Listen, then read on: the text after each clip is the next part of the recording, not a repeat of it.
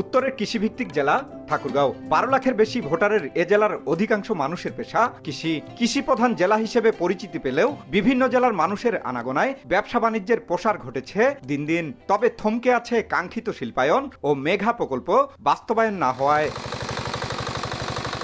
এখানকার কৃষকের সবজি রাজধানী সহ বিভিন্ন জেলার চাহিদা মিটিয়ে যাচ্ছে বিদেশেও। তবে ন্যায্য দাম না পাওয়ার পাশাপাশি দীর্ঘ সময়েও গড়ে ওঠেনি কৃষিভিত্তিক কোনো শিল্প, ফলে বাড়ছে বেকারত্ব।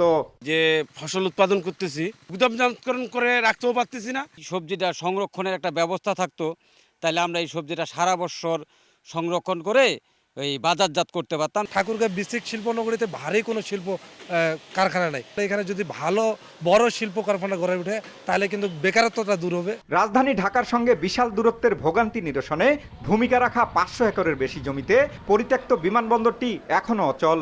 খুঁড়িয়ে খুঁড়িয়ে রংপুর বিভাগে একমাত্র ঠাকুরগাঁও সুগার মিল চালু থাকলেও লোকসানের অজুহাতে 2 যুগের বেশি সময় ধরে বন্ধ রেশম কারখানা। 1987 সালে গড়ে ওঠা বিসিক শিল্পনগরীতে প্লাস্টিক, আটা ময়দা, বেকারির কারখানা ছাড়াও গড়ে ওঠেনি বড় কোনো কারখানা। কৃষি পণ্য উৎপাদিত পণ্যগুলি যদি এখানে শিল্প কারখানা নির্মিত হয়, এখানে বড় বড় উদ্যোক্তারা আসেন, এখানে যোগাযোগ ব্যবস্থা যদি উন্নত হয়, আমাদের এখানে কৃষকরা সরাসরি উপকৃত হবে। যদি আমাদের এই আন্তর্জাতিক বিমানবন্দরটা হয়, সেক্ষেত্রে পণ্য ও যাত্রী পরিবহনের যে ভূমিকা রাখবে, সেক্ষেত্রে আমাদের কর্মসংস্থান হবে। এছাড়া ঠাকুরগাঁও সহ আশপাশ জেলার 45,000 মানুষের স্বাস্থ্যসেবার ভরসাস্থল ঠাকুরগাঁও জেনারেল হাসপাতাল। কিন্তু হাসপাতালটিতে কাঙ্ক্ষিত সেবা না পেয়ে মেডিকেল কলেজ, বিমানবন্দর, ইপিজেড ও পাবলিক বিশ্ববিদ্যালয় স্থাপনে সম উন্নয়নের দাবিতে আন্দোলন চলছে বছরের পর বছর ধরে। এইখানে একটা হাসপাতাল, মেডিকেল কলেজ করা খুবই দরকার, তাহলে আমরা এই এলাকার মানুষ উপকৃত হবে। জনগণের মৌলিক অধিকার আদায়ের জন্য বছরের পর বছর রাজপথে আন্দোলন করা হয়েছে। আমরা চাই আগামী বাংলাদেশে আমরা যেন এই বৈষম্যের শিকার না হই।